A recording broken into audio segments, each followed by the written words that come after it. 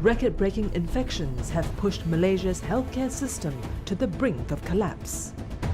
Hospitals are buckling under the crushing weight of COVID-19 patients. It's an understatement to say that the Malaysian healthcare system is currently under tremendous stress. It has been too many times in the past weeks that we have to choose who lives and who dies. In such an uncertain environment, the value of the SAF and the importance of its mission speaks for itself. The SAF must continue to stay ahead of the curve and look forward to the next bound so that it can remain effective against an ever-expanding array of security threats, whether on land, in the air, at sea, or in cyberspace.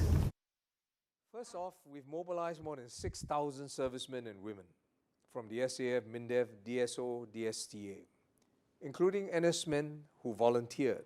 Ex-regulars also stepped up to volunteer their services.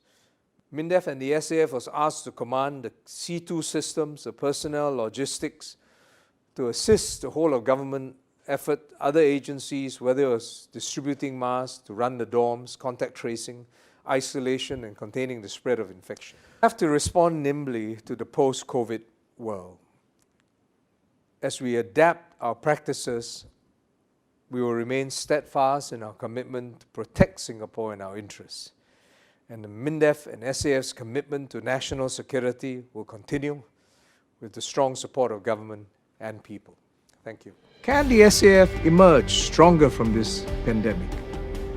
The way the SAF has responded during this crisis gives me assurance and confidence that it can.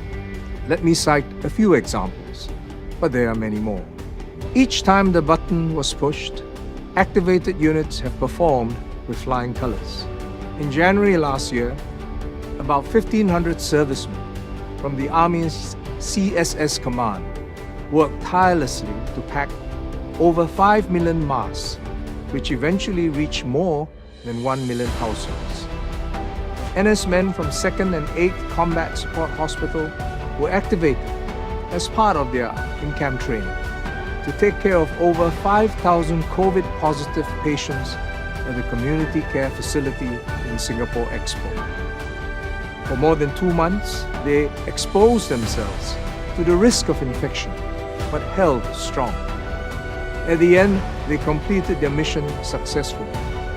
They took care of recovering COVID-19 patients, and not one soldier in the unit got infected. I visited them and found their commitment and professionalism exemplary. Ultimately, resilience against any opposing force comes down to the tenacity of its people.